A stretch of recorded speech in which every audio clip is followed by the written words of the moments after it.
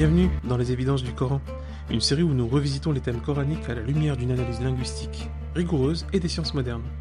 Alors ici, pas de discours obscur ou culpabilisant. Nous cherchons à comprendre le texte dans sa clarté, sa logique et sa portée universelle.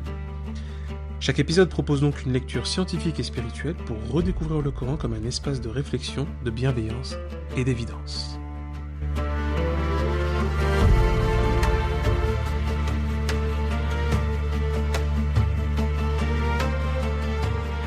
Pour cet épisode, nous allons quitter la délibération sociale et ses atermoiements psychologiques, comme on l'a vu la dernière fois, pour entrer dans le traumatisme physique et la criminologie. Le puits n'est pas qu'un trou dans la terre, c'est une chambre de privation sensorielle, où l'identité de l'enfant Youssouf meurt pour laisser place à la résilience de l'homme. C'est-à-dire qu'en fait c'est une épreuve du vide. Et on va voir à quel point c'est bouleversant. On pourrait tenter d'imaginer Youssouf pleurant au fond du puits. Pourtant, la science et le Coran va nous dire autre chose. Le puits, qui est désigné par un terme très précis dans cette sourate, qui est le Joub, c'est une rupture brutale dans l'espace-temps. En fait, on va voir que le puits, ce puits-là en particulier, c'est le lieu de la mort symbolique. Pour que Youssouf devienne la personnalité qu'il deviendra, l'enfant préféré doit disparaître.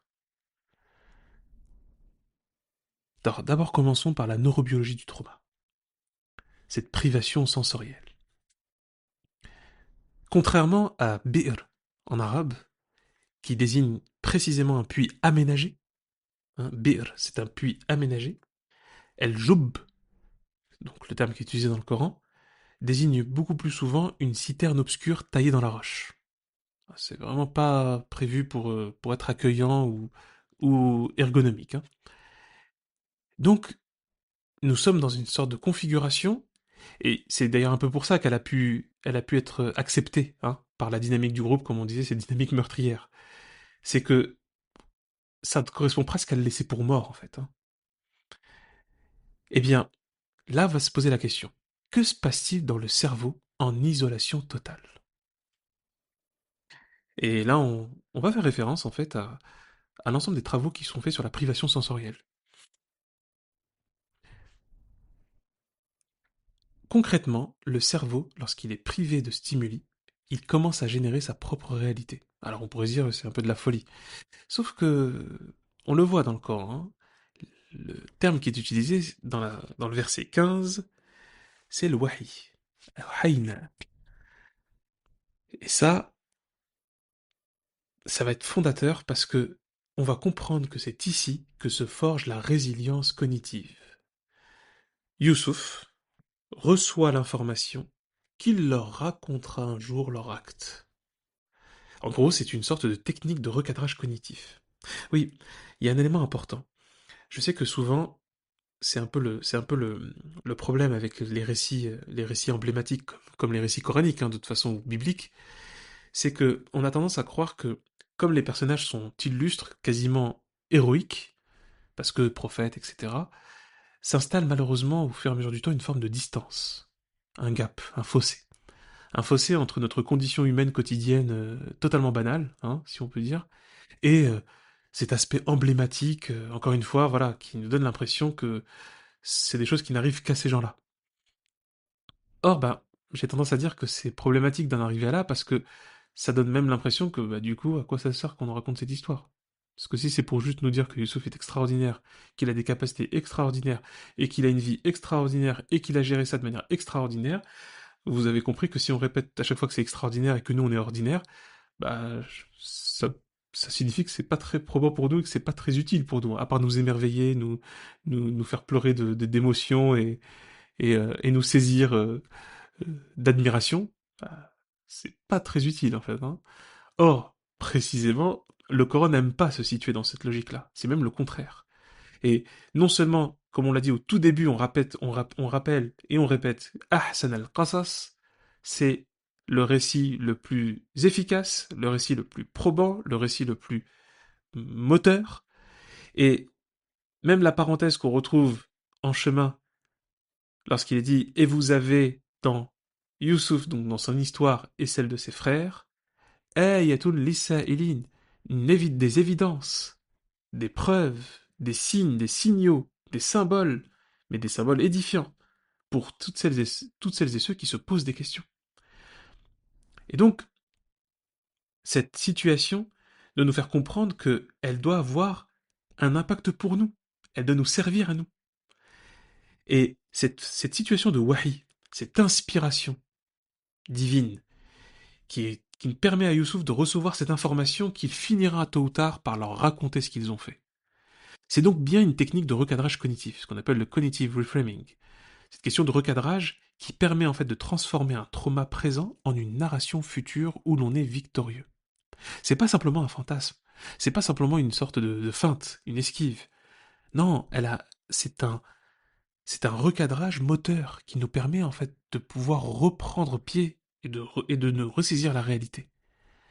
Et c'est pour ça qu'il faut comprendre que la résilience, hein, c'est pas simplement ah ça va, hein, ce qui ne me tue pas me rend plus fort. Non non non, c'est pas ça du tout. Non, pas du tout. C'est surtout que ce qui me touche profondément, ce qui me traumatise réellement, lorsque je le mets en narration et qu'ensuite j'essaie de mobiliser les ressources que je peux trouver autour de moi et en moi pour faire la suite de la narration. Et oui, c'est-à-dire que même si ce qui a précédé, ce n'est pas moi qui l'ai écrit, eh bien je peux sûrement écrire la suite, de sorte à ce que je décide de ce qui va se produire. C'est ça qu'on voit, c'est ce qui est mobilisé autour de la personne de Youssouf. Donc ça, c'est très important de garder ça à l'esprit, cette privation qui permet le recadrage cognitif et qui donc assure cette résilience cognitive. Et là, de l'autre côté, nous avons un point de vue très intéressant que développe le Coran, qui est littéralement criminologique. La question de la scène de crime. C'est stupéfiant. Et tout l'enjeu de la preuve fabriquée. D'abord, nous avons l'alibi et la mise en scène. Les frères reviennent, hein, ils revinrent le soir en pleurant. Ils revinrent le soir en pleurant. Alors pourquoi ce détail-là? Pourquoi le soir? C'est que le choix de l'heure, l'idée de soir et d'obscurité, c'est pour masquer les micro-expressions de culpabilité sur leur visage, hein, pour éviter le leakage, comme on dit en psychologie forensique, psychologie criminelle. Donc déjà, il y a ça, hein, toute cette idée de dissimulation. Le Coran parle pas mal de ça, hein, dans pas mal d'autres passages coraniques, c'est cette idée du soir qui cache, qui masque les faits et leur réalité. Mais ensuite, nous avons la falsification de la preuve. Hein. Ils apportèrent, ouais, sa tunique tachée d'un faux sang, bidamin kadhib. Ça, c'est très fort, d'avoir un texte au 7e siècle qui parle d'un sang mensonger. Littéralement, bidamin kadhib, ça veut dire un sang mensonger. Ça, c'est très intéressant parce que, en vrai, il est absolument impossible, si on n'a pas une connaissance scientifique poussée, de faire la différence entre un sang de mouton et un sang humain. Ce qui d'ailleurs doit nous amener un peu à réfléchir aussi. Hein. Eh bien, le fait que le Coran parle d'un sang mensonger, c'est aussi une manière de dire que, bah oui, tous les sangs, même s'ils se ressemblent, n'ont pas la même qualité, n'ont pas le même dispositif, bah en fait déjà génétique, hein. Et ça peut nous amener à pas mal de réflexions. Mais là où c'est intéressant, c'est que, en fait, les frères ont le sang, mais ils n'ont pas la cohérence matérielle. Et donc l'erreur du criminel, elle est très forte et très intéressante, parce que, contrairement à ce que certains peuvent imaginer ou croire, le crime parfait n'existe pas. Yargoub voit la tunique et comprend immédiatement la supercherie. Ouais, la tunique elle est pleine de sang, mais, mais elle est intacte, elle n'est pas déchirée. Alors c'est une faute de débutant, hein, certainement, hein, mais justement, c'est le principe d'Edmond Lockhart, pionnier de la police scientifique, c'est que tout contact laisse une trace. C'est ce qui d'ailleurs c'est intéressant parce que ça va faire une résonance, hein, dans la suite de la sourate sur une autre histoire. En fait, oui, si un loup avait mangé Youssouf, la tunique serait lacérée. Et en omettant de déchirer le vêtement, les frères signent leur amateurisme criminel. Donc, Jacob, Yacoub comprend ce qui se passe, mais là aussi, on retrouve encore une fois la problématique de la dynamique de groupe. Il va opter pour une maîtrise émotionnelle. Cette fameuse belle patience. Sabrun jamil. Sabrun jamil. C'est-à-dire que là, en fait, il comprend, hein, c'est l'idée de belle patience, il comprend que là, il peut pas faire grand-chose. Il le dit, Wallahu al-musta'anu ala ma tasifun.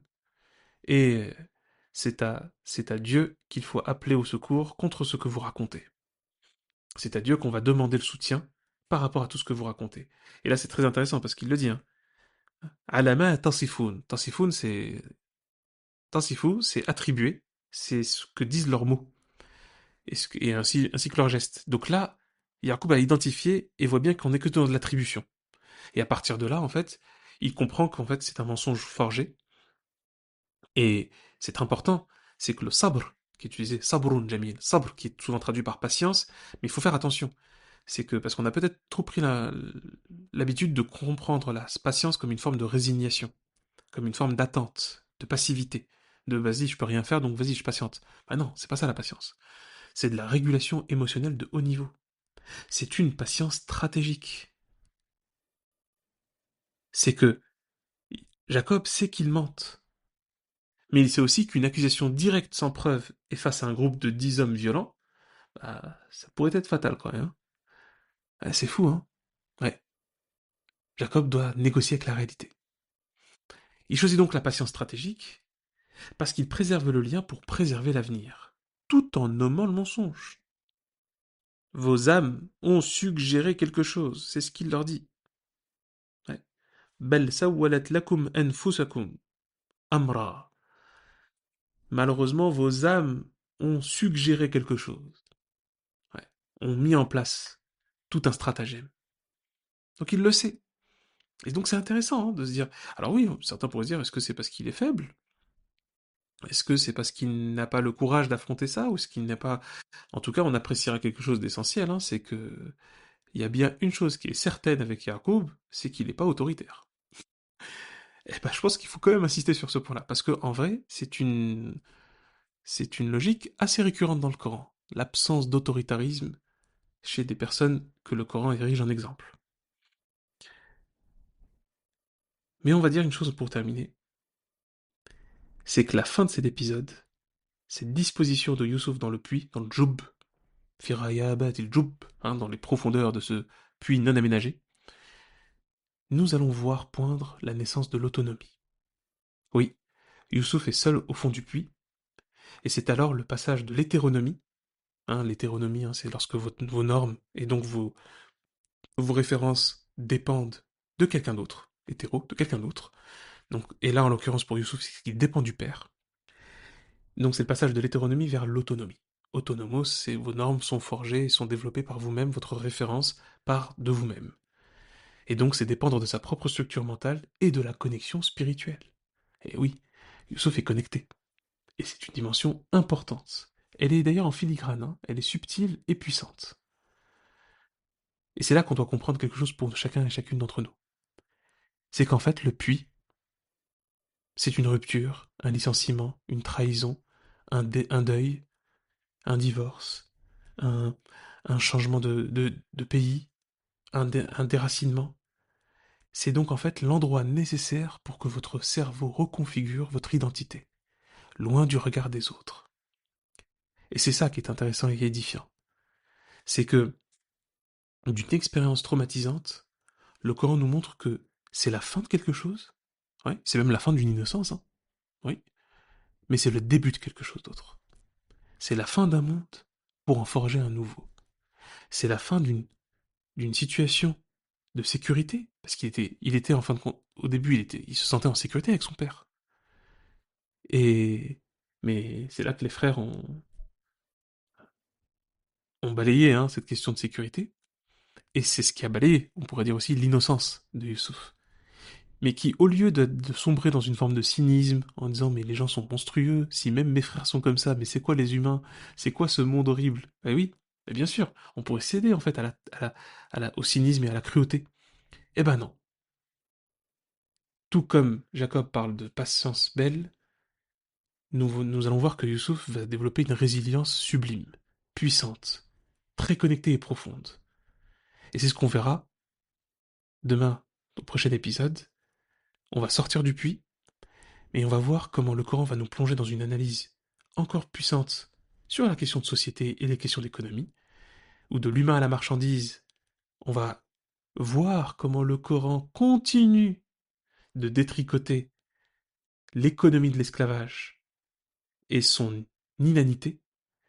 Et c'est là qu'on va voir comment Youssouf va passer dans ce fameux nouveau monde, ce monde marchand, au sein de l'Égypte. Merci. Merci d'avoir écouté cet épisode des Évidences du Coran. Alors bien sûr, pour aller plus loin, vous trouverez la bibliographie complète et les références en description. Et si vous souhaitez soutenir ce travail, avoir beaucoup plus de contenu, avoir les épisodes beaucoup plus complets et longs sur chacune des analyses que je défends dans ce podcast, je vous invite à me rejoindre dans le Patreon, qui est en lien en dessous de chaque épisode, et on pourra se retrouver même des fois dans des séances que j'anime mensuellement autour des thématiques qu'on aborde dans ce format-là. Il ne me reste plus qu'à vous dire à demain pour un nouvel épisode, et d'ici là, continuons à chercher ensemble la clarté dans le texte et dans le prose.